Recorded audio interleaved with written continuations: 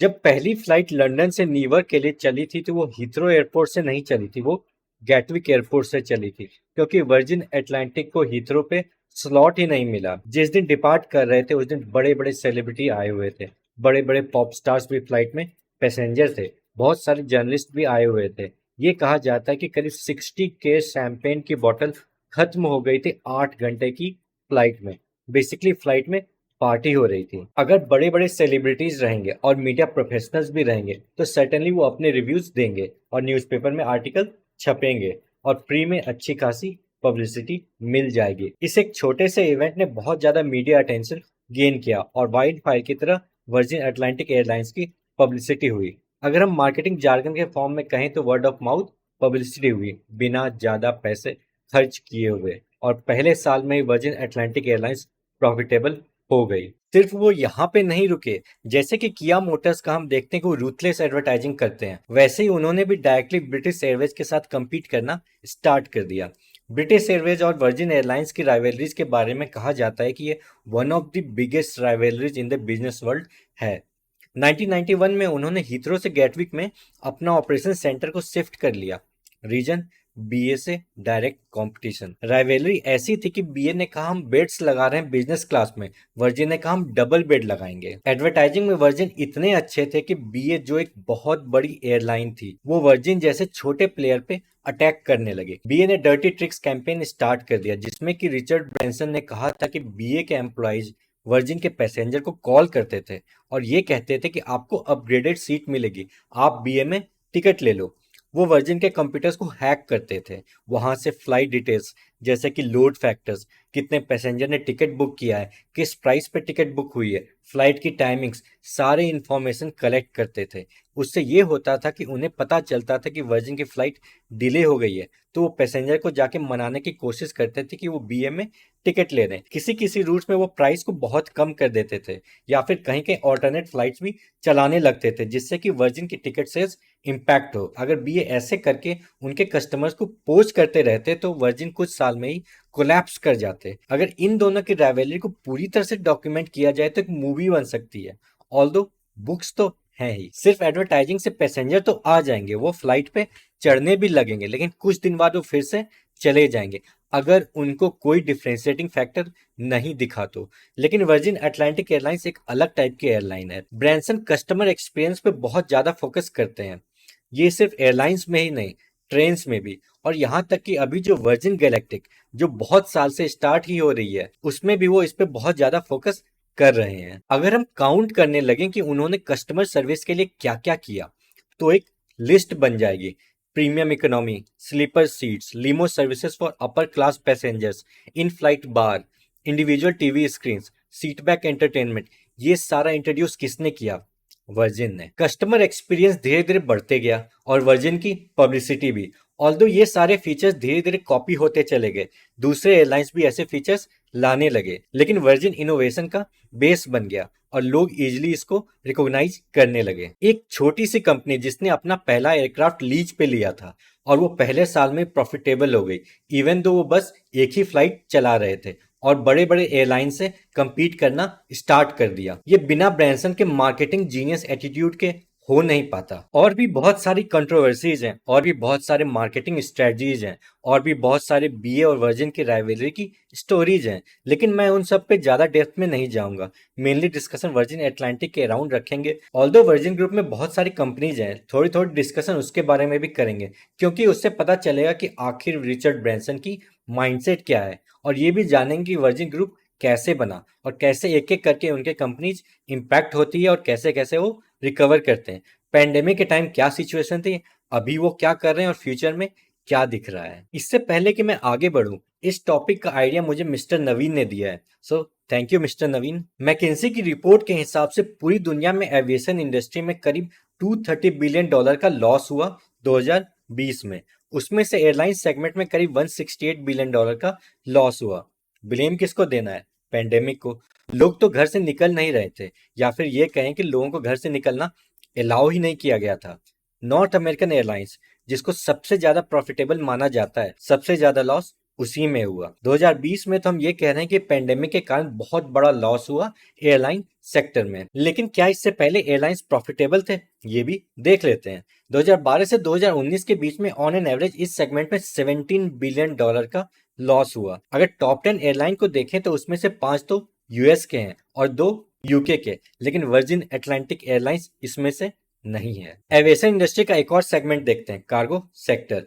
Pandemic ने airline sector को तो इम्पैक्ट किया, लेकिन एक ब्राइट स्पॉट था एविएशन सेक्टर में, वो था एयर कार्गो इंडस्ट्री। उन्होंने हेल्दी प्रॉफिट जनरेट किया। सिर्फ यही सेगमेंट था जो कि प्रॉफिटेबल रहा। यहाँ पे कार्गो का जिक्र मैंने क्यों किया, इसके बारे में आगे समझेंगे। पेंडेमिक ने तो हर एयरलाइन को इम्पैक्ट किया। ऑल इटालिया, जो कि इटालियन कैरियर थी, उन्होंने लास्ट फ्लाइट कोविड-19 के टाइम पे चलाया और वो बंद हो गए। नॉर्वेगियन एयर शटल, जो कि बजट ट्रांस अटलांटिक एयरलाइन के फॉर्म में जाने जाते हैं, उन्होंने अपने आप को रीजनल फ्लायर बना लिया और स्कैंडिनेवियन मार्केट में ही ऑपरेट करने लगे। वर्जिन अटलांटिक एयरलाइंस पर भी इम्पैक्ट आया। लेकिन क्या पेंडेमिक से पहले वर्जिन अटलांटिक एयरलाइंस प्रॉफिट में थे? नहीं। लास्ट टाइम वो 2016 में प्रॉफिटेबल थे। अगर 2011 से 2020 तक देखें तो वर्जिन ने करीब 1.3 बिलियन पाउंड का लॉस किया है। ये तो हो गया कि ओवरऑल एविएशन इंडस्ट्री पेंडेमिक के टाइम या फिर उससे पहले कैसे बिहेव कर रही थी। अब हम जानेंगे कि वर्जिन अटलांटिक एयरलाइंस स्टार्ट कैसे हुई। उससे पहले जानते हैं रिचर्ड ब्रैंसन की लाइफ के बारे में। रिचर्ड ब्रैंसन के बारे में कहा जाता है कि बचपन से ही उनमें एंटरप्रेन्योरियल स्पिरिट थी। बचपन में उन्होंने एक वेंचर स्टार्ट किया था जिसमें वो पारा किड्स को ब्रीड करते थे और फिर सेल करते थे। जब वो करीब 15-16 साल के थे तो उन्होंने एक मैगजीन स्टार्ट किया, स्टूडेंट, वो भी एक रेंटेड फ्लैट के बेसमेंट से। उसके बाद पॉप म्यूजिक में एंटर कर गए, एक मेल ऑर्डर बिजनेस स्टार्ट किया जिसका नाम वर्जिन रखा, जिससे वो रिकॉर्ड्स को पोस्ट से हजारों लोगों को भेजते थे। उसके बाद उन्होंने एक शॉप खोला ऑक्सफोर्ड स्ट्रीट में, जहां पर रिकॉर्ड्स को सेल करना स्टार्ट कर दिया। धीरे धीरे बहुत सारे शॉप्स खोले। इसके सक्सेस के बाद उन्होंने रिकॉर्डिंग लेबल स्टार्ट किया जो कि काफी पॉपुलर हुआ, जिसने कि सेक्स पिस्टल्स, जेनेसिस और रोलिंग स्टोन्स जैसे आर्टिस्ट को अट्रैक्ट किया। Eventually one of the biggest independent label बन गए। अगर वर्जिन ग्रुप की बात करें तो उसमें बहुत सारी कंपनीज हैं जो कि म्यूजिक से लेकर ट्रैवल, ट्रैवल से लेकर टेलीकम्युनिकेशंस, टेलीकम्युनिकेशन से लेकर स्पेस वेंचर को भी कवर करते हैं। एक और चीज हमें भूलनी नहीं चाहिए कि वर्जिन ब्रांडेड वेंचर्स तो पूरी दुनिया में फैले हुए हैं, लेकिन हर कोई रिचर्ड ब्रैंसन की कंपनी नहीं है और ना ही वर्जिन ग्रुप का पार्ट है।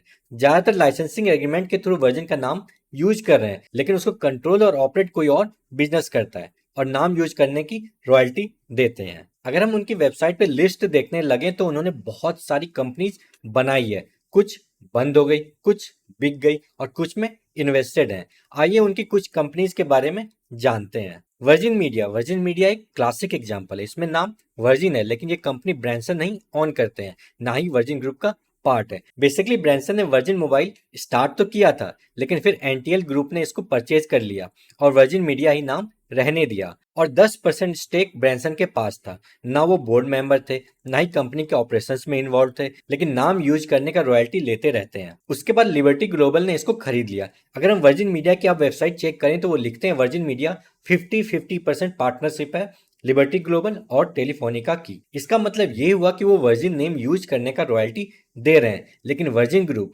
या फिर रिचर्ड ब्रैंसन उसमें किसी भी तरह से इन्वॉल्व नहीं है। वर्जिन अटलांटिक लिटिल रेड, ये वर्जिन अटलांटिक एयरलाइंस की सब्सिडियरी थी। बस 2 साल ऑपरेट किया, 2013 से 2015 के बीच में। उसके बाद बंद कर दिया गया क्योंकि लोड फैक्टर बहुत कम था। वैसे ही वर्जिन सन एयरलाइंस लॉन्च हुई थी, 3 साल ऑपरेट हुई, फिर बंद हो गए। वर्जिन एक्सप्रेस 8 साल के लिए ऑपरेट किया, फिर बेच दिया गया।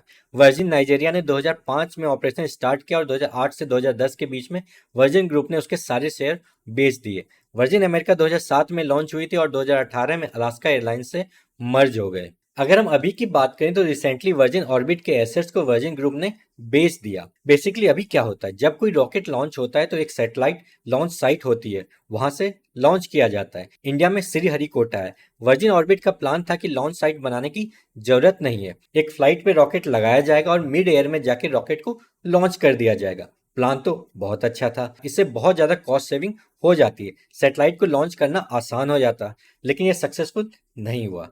इसी साल वर्जिन ऑर्बिट ने कुछ सैटेलाइट लॉन्च किया, लेकिन वो मिशन फेल कर गया। इसके बाद उन्होंने अभी बेसिकली इस पे काम करना बंद कर दिया है। ऑल्दो सिर्फ एसेट से सेल किया है, इंटेलेक्चुअल राइट्स अभी भी उन्होंने अपने पास ही रखा है। एक और कंपनी देखते हैं, वर्जिन हाइपरलूप। एक कंसेप्ट है कि वैक्यूम में अगर कोई ऑब्जेक्ट जाएगा तो फ्रिक्शन नहीं लगेगा, जिससे कि हाई स्पीड ट्रांसपोर्टेशन पॉसिबल होगा। इस प्रोजेक्ट का प्लान था कि बहुत सारे ट्रांजिट्स बनेंगे, हाई स्पीड में पैसेंजर्स को एक लोकेशन से दूसरी जगह भेजेंगे। इंडिया में भी मुंबई से पुणे बनाया जाने वाला था, लेकिन बहुत सारे हिकअप्स हुए, तो 2023 में उन्होंने अपने 50% से ज्यादा वर्कफोर्स को हटा दिया। पैसेंजर ट्रांसपोर्टेशन से गुड्स ट्रांसपोर्टेशन पे शिफ्ट हो गए। बेसिकली इस प्रोजेक्ट में ना अभी उनको डायरेक्शन मिला है और ना ही सक्सेस। कुछ तो इसको फेलियर्स की तरह भी देख रहे हैं। इतने सारे फेलियर्स जो हुए, इससे क्या कंपनी बंद हो जाएगी? इससे पहले ये जानते हैं कि क्या उन्होंने कभी फेलियर्स फेस नहीं किया है। अराउंड मिड 90s में उन्होंने वर्जिन ब्राइड, वर्जिन कोला और वर्जिन कॉस्मेटिक्स भी लॉन्च किया था, लेकिन उन कंपनीज को सक्सेस नहीं मिला और वो बंद हो गए। लेट 80s में उन्होंने वर्जिन म्यूजिक को शेयर मार्केट में लिस्ट किया था और शेयर प्राइस में ड्रास्टिक फॉल आया। फिर वो कंपनी को प्राइवेट ले गए और बाद में ईएमआई को सेल कर दिया। वर्जिन ट्रेन्स 1997 में स्टार्ट हुई थी। इसका भी 49% शेयर स्टेज कोच के पास था और 2019 में इसका ऑपरेशन बंद हो गया, जब दूसरे कंपनी को ऑपरेटिंग लाइसेंस दे दिया गया। बेसिकली वर्जिन ट्रेन्स अभी ऑपरेशन में नहीं है। ये सारे फेलियर्स तो मिले हैं उनको, लेकिन ग्रुप फिर भी फंक्शनल है। बेसिकली वो कंपनी बनाते हैं, पूरी तरह से इन्वॉल्व भी होते हैं, लेकिन कुछ में सक्सेस मिलता है और कुछ में फेलियर्स, लेकिन वो रुकते नहीं, फिर नई कंपनी लॉन्च करते हैं। एक और चीज ये भी है कि वो किसी भी कंपनी से ज्यादा दिन तक इन्वॉल्व नहीं रहते, या तो बस नाम यूज करना अलाउ कर देते हैं, या फिर माइनॉरिटी शेयर में रहते हैं, या फिर कंपनी बेच देते हैं, नहीं तो कंपनी बंद कर देते हैं। एक कंपनी है जिससे शायद रिचर्ड ब्रैंसन को ज्यादा लगाव है, वो है वर्जिन एटलांटिक। ये एक बहुत इंपॉर्टेंट एसेट रहा है वर्जिन ग्रुप का। रिचर्ड ब्रैंसन भी इसको अपने चाइल्ड के रूप में देखते हैं। वर्जिन एटलांटिक एक ऐसा एसेट है जिसमें वो 1984 से अभी तक इन्वेस्टेड है।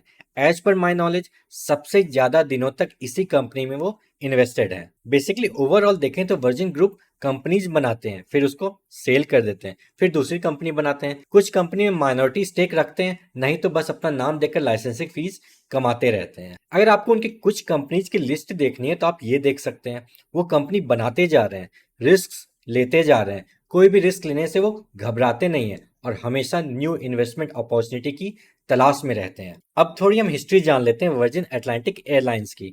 1984 में रिचर्ड ब्रैंसन ने एक नई कंपनी स्टार्ट की। उन्होंने एलन हिलेरी, रेंडॉल्फ फील्ड्स के साथ वर्जिन अटलांटिक को लॉन्च किया। एक 747 को लीज लिया गया और पहली फ्लाइट गैटविक से न्यूयॉर्क के लिए स्टार्ट हुई। उसका नाम वर्जिन अटलांटिक रखा। जब उनको 2000 में कैश की जरूरत थी तो उन्होंने 49% स्टेक सिंगापुर एयरलाइंस को बेच दिया। फिर 2012 में सिंगापुर एयरलाइंस ने वो स्टेक डेल्टा को बेच दिया। इससे ये हुआ कि वर्जिन को डेल्टा से कनेक्टिंग ट्रैफिक मिल गया। इसके बाद 2020 में वर्जिन, डेल्टा और एयर फ्रांस केएलएम ने मिलकर एक ज्वाइंट वेंचर किया है, जिससे कि कस्टमर्स को कॉम्पिटिटिव फेयर्स दे सकें, फ्रीक्वेंट फ्लायर बेनिफिट्स दे सकें, बेटर फ्लाइट स्केड्यूल्स और अपने नेटवर्क को बढ़ा सकें। फिर 2023 में स्काई टीम में ज्वाइन हो गए, जो कि ग्लोबल एयरलाइन अलायंस है। इससे एयरलाइंस को ट्रांस अटलांटिक नेटवर्क मिल गया और वर्जिन को उस एयरलाइन से ज्यादा ऑनवर्ड कनेक्शंस। ये तो हो गई थोड़ी सी वर्जिन अटलांटिक से related timeline. Virgin Atlantic airlines हमेशा से इंटरकॉन्टिनेंटल रूट्स पे ही अपने फ्लाइट्स चला रहे हैं, लेकिन बड़े एयरलाइंस के पास ज्यादा रीजनल कनेक्शंस थे और दूसरे कैरियर्स के साथ ज्वाइंट वेंचर्स भी थे। अब उनसे इनको compete करना था। ये इतना आसान तो नहीं है। compete करने के लिए उनको कुछ अलग करना था और वो उन्होंने किया। अब डिफ्रेंशिएट करने के लिए वर्जिन ने अपने कस्टमर सर्विस पे ज्यादा खर्च किया, जैसे कि private offers, new aircraft seats, interiors and amenities जैसे कि onboard massages, better business class facilities और बेटर मार्केटिंग कैंपेन। इससे ये हुआ कि छोटी सी फ्लीट होने के बावजूद भी वो ब्रिटिश एयरवेज से compete कर रहे थे। लेकिन उनको 2016 से अभी तक बहुत सारे एक्सटर्नल शॉक्स मिलते रहे हैं। पैंडेमिक ने एयरलाइन सेक्टर को बहुत ज्यादा इम्पैक्ट किया। सिर्फ पैंडेमिक ही नहीं, जितने भी एक्सटर्नल शॉक्स होते हैं वो हमेशा से एयरलाइन सेक्टर को इम्पैक्ट करते आ रहे हैं, चाहे वो गल्फ वार हो या फिर 9/11, 2010 आइसलैंड वोल्केनिक इरप्शन, 2008 का फाइनेंशियल क्राइसिस, ब्रेग्जिट और अभी यूक्रेन रशिया वॉर। सबका इम्पैक्ट रहा इस सेक्टर पे। 2016 में वर्जिन प्रॉफिटेबल हो गए थे, फिर ब्रेग्जिट आ गया। अब इसका इम्पैक्ट वर्जिन पे होना ही था। ब्रिटिश पाउंड थोड़ा गिर गया, इससे फॉरेन एक्सचेंज कॉस्ट बढ़ गया। फिर वो लॉसेस में चले गए क्योंकि वो मेनली डॉलर में ऑपरेट करते हैं। उसके बाद 2020 में पेंडेमिक आ गया। उसका तो बहुत ज्यादा ही इम्पैक्ट हुआ है एयरलाइन सेक्टर पे। बहुत सारी एयरलाइंस तो पेंडेमिक के कारण बंद हो गई। अगर सिर्फ पेंडेमिक का इम्पैक्ट वर्जिन पे एनालाइज करें तो 2020 में करीब 800 मिलियन पाउंड का लॉस था, 2021 में करीब 500 मिलियन पाउंड का और 2022 में करीब 200 मिलियन पाउंड का। तीनों साल को अगर जोड़ लें तो करीब 1.5 बिलियन पाउंड का लॉस था। 2022 भी अलग साल था, इसमें यूक्रेन रशिया वार हो गया, अगेन फ्यूल प्राइसेस बढ़ गए, फाइनेंस कॉस्ट बढ़ गए, वर्जिन को इम्पैक्ट होना ही था। बेसिकली जब तक वो रिकवर करने की कोशिश करते हैं कि एक्सटर्नल शॉक लग ही जाता है। वर्जिन ग्रुप ट्रैवल इंडस्ट्री पे बहुत ज्यादा ही फोकस्ड है, चाहे वो वर्जिन अटलांटिक एयरलाइंस हो या फिर वर्जिन हॉलीडेज, वर्जिन वॉयज या फिर वर्जिन होटल्स, सब पे इम्पैक्ट हुआ था पेंडेमिक के टाइम। रिचर्ड ब्रैंसन ने भी ये एक्सेप्ट किया है कि ये बहुत ही ज्यादा डिफिकल्ट फेज था और उनको लग रहा था कि वर्जिन ग्रुप को बचा नहीं पाएंगे, लेकिन 2022 में उन्होंने करीब 3 बिलियन पाउंड का रेवेन्यू कमाया जो कि 2019 के आसपास था। इसका रीजन क्या है? एयर ट्रैवल का डिमांड बढ़ गया, रिवेंज टूरिज्म होने लगा और कॉर्पोरेट ट्रैवलर फिर से ट्रैवल करने लगे, लोग हॉलीडेज पे जाने लगे, एयर फ्रेट का डिमांड बढ़ने लगा। इससे ये हुआ कि समर टिकट सेल्स बढ़ गए क्योंकि प्रीमियम लेजर ट्रैवल एक्सपेक्टेशन से ज्यादा बढ़ गया। 2020, 2021 और 2022 में जो भी लॉसेस हो, लेकिन 2022 के एंड तक उनके पास 400 मिलियन पाउंड का कैश रिजर्व है। अगर रेवेन्यू की एनालिसिस करें तो वर्जिन अटलांटिक एयरलाइंस ने करीब 2.1 बिलियन डॉलर का रेवेन्यू जनरेट किया, वर्जिन अटलांटिक हॉलीडेज ने करीब 500 मिलियन पाउंड का और कार्गो से करीब 400 मिलियन पाउंड। ये रेवेन्यू तब जनरेट किया है जब उनका core segment transatlantic flight segment की रिकवरी स्लो रही है। डोमेस्टिक ट्रेवल तो बहुत तेजी से रिकवर किया है, लेकिन इंटरनेशनल ट्रेवल की रिकवरी में टाइम लग रहा है। तो पेंडेमिक बाद उन्होंने क्या क्या चेंजेस किया जिससे कि उनके रेवेन्यूज करीब करीब 2019 के लेवल के बराबर आ गए हैं और 2024 में प्रॉफिटेबिलिटी एक्सपेक्ट कर रहे हैं। बेसिकली वर्जिन ने तीन चीजें किया, वर्कफोर्स को कम कर दिया, ओल्ड प्लेन्स को हटा दिया और कार्गो ऑपरेशंस बढ़ा दिया। करीब करीब आधे स्टाफ को हटा दिया गया, 10,000 में से करीब करीब 4500 स्टाफ को हटा दिया, आखिर पैसे बचाने थे। गैटविक एयरपोर्ट पे वर्जिन का बेस बंद कर दिया गया और हीथ्रो एयरपोर्ट पे ही शिफ्ट हो गए। 747 एयरक्राफ्ट जिसको भरना थोड़ा डिफिकल्ट था और साथ में चलाना भी महंगा था, उस प्लेन्स को रिटायर कर दिया गया।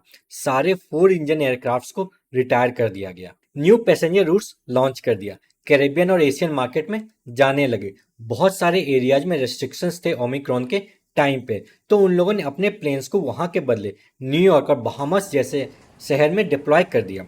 ऑपरेशंस टीम को फ्लाइट स्टार्ट करने में पहले 3 महीने लगते थे, उन्होंने फ्लाइट्स को कुछ वीक्स में ही रीस्टार्ट कर दिया। यहाँ तक कि वो इस्लामाबाद और लाहौर भी जाने लगे, वो भी बिना फैसिलिटीज चेक किए। ऑब्वियसली जाते कैसे, ट्रैवल रेस्ट्रिक्शंस थे, लेकिन ऑपरेशंस वहां पे स्टार्ट कर दिया। ऑल्दो वो सेक्टर अब उन्होंने बंद कर दिया क्योंकि चाइना रीओपन हो गया है। एक और चीज उन्होंने किया, कुछ कुछ एयरक्राफ्ट को तो उन लोगों ने सिर्फ कार्गो के फॉर्म में यूज करना स्टार्ट कर दिया। जैसा कि मैंने पहले बताया था कि कार्गो ही ऐसा बिजनेस था जो कि पेंडेमिक के टाइम प्रॉफिटेबल था। उन्होंने इस सेक्टर को यूटिलाइज करने की कोशिश की क्योंकि पैसेंजर्स तो नहीं थे, प्लेन्स तो हैंगर में ही रह जाएंगे। अब उससे जिस हद तक प्रॉफिट हो सके वो तो करना ही था। उन्होंने पहला कार्गो फ्लाइट ब्रसेल से लॉस एंजल्स के लिए स्टार्ट किया, जिससे वो फार्मास्यूटिकल इक्विपमेंट्स और वैक्सीन भेजने लगे। उसके बाद तो सालमन और क्रैब्स भी नॉर्वे से यूरोप और यूएस भेजने लगे। उन्होंने फोकस ही कार्गो पे शिफ्ट कर दिया।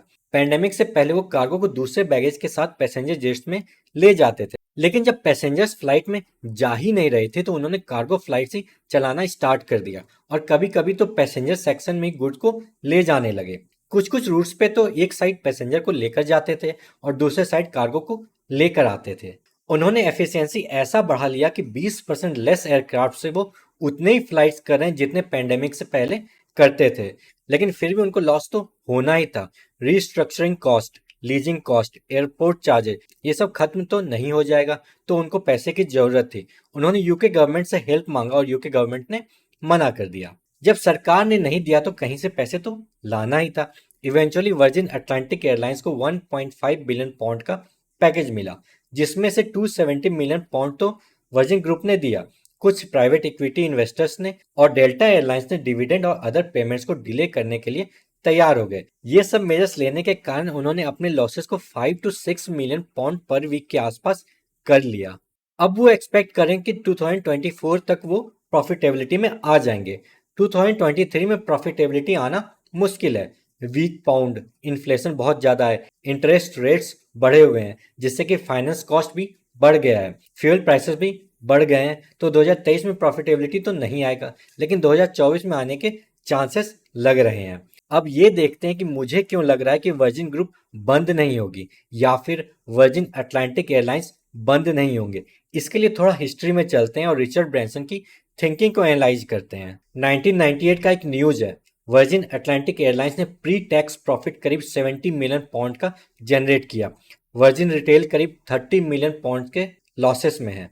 वर्जिन डायरेक्ट करीब 20 मिलियन पाउंड के लॉसेस में है। और कुछ कंपनी जिसमें रिचर्ड ब्रैंसन इन्वेस्टेड हैं, उनका शेयर 50% से कम है, उसके लॉसेस करीब 40 मिलियन पाउंड्स हैं। उस टाइम द इकोनॉमिस्ट की रिपोर्ट थी कि ब्रैंसन को वर्जिन अटलांटिक एयरवेज को सेल करना पड़ेगा, लेकिन ब्रैंसन ने इसको डिनाई कर दिया था। ऑल्दो उन्होंने 2000 में 49% स्टेक सिंगापुर एयरलाइंस को बेच दिया, लेकिन फिर भी मेजॉरिटी शेयर होल्डर्स रहे। रिसेंटली जब पैंडेमिक आया तो ब्रैंसन को लगा था कि वो अपने पूरे बिजनेस एम्पायर को लूज कर देंगे। सारे हेल्थ क्लब्स बंद थे, एयरक्राफ्ट्स उड़ नहीं रहे थे, होटल्स बंद थे।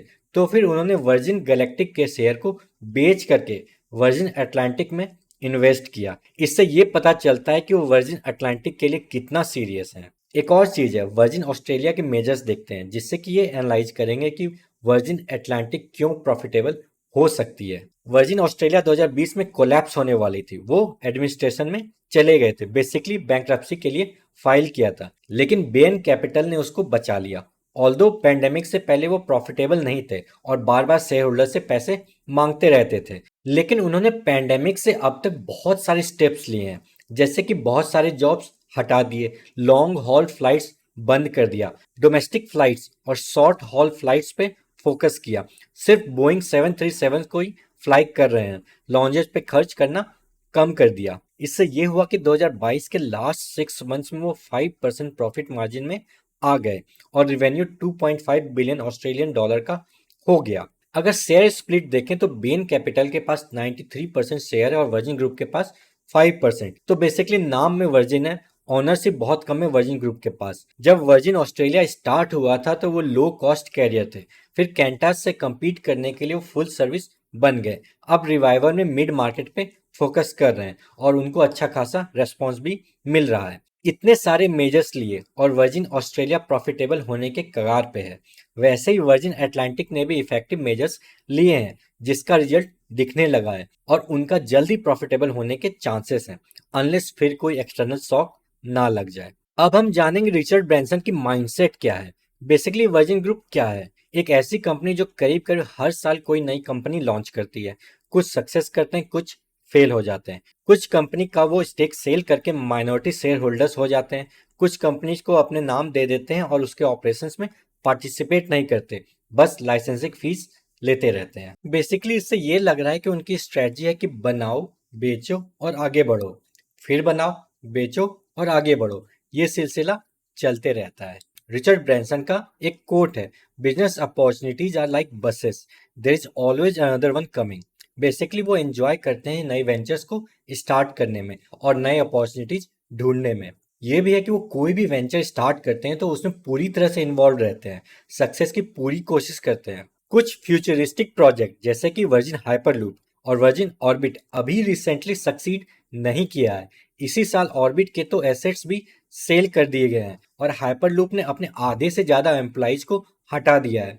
ऑल्दो गैलेक्टिक ने अभी रिसेंटली कुछ लोगों को आउटर स्पेस में लेके गए हैं, तो वो मे भी रिकवर कर ले अपने स्टॉक मार्केट में लॉसेस। रिचर्ड ब्रैंसन एक स्मार्ट इन्वेस्टर हैं। उनको जब दिखेगा कि कंपनी प्रॉफिटेबल हो सकती है तो वो इन्वेस्टेड रहेंगे, और अगर उनको लगेगा कि प्रॉफिटेबिलिटी के कम चांसेस हैं तो उस कंपनी को बंद कर देंगे या फिर सेल कर देंगे। और कभी कभी तो वो कुछ कंपनीज के शेयर को सेल कर देते हैं जिससे कि वो दूसरी कंपनी में इन्वेस्ट कर सकें। जैसे कि वर्जिन अटलांटिक और दूसरे कंपनीज को फंड की जरूरत थी तो रिचर्ड ब्रैंसन ने करीब 1.4 बिलियन पाउंड के शेयर वर्जिन गैलेक्टिक के सेल कर दिए। इससे सर्टेनली हम समझ सकते हैं कि वो अपने ट्रैवल एम्पायर में कितने इन्वॉल्व हैं। वो अपनी बेस्ट कैपेसिटी को यूज करके कंपनी को बचाने में लग जाएंगे। बेसिकली रिचर्ड ब्रैंसन एक बहुत स्मार्ट एंटरप्रेन्योर हैं, जो कि रिस्क टेकिंग में बिलीव रखते हैं और इनोवेशन पे बहुत ज़्यादा ध्यान देते हैं।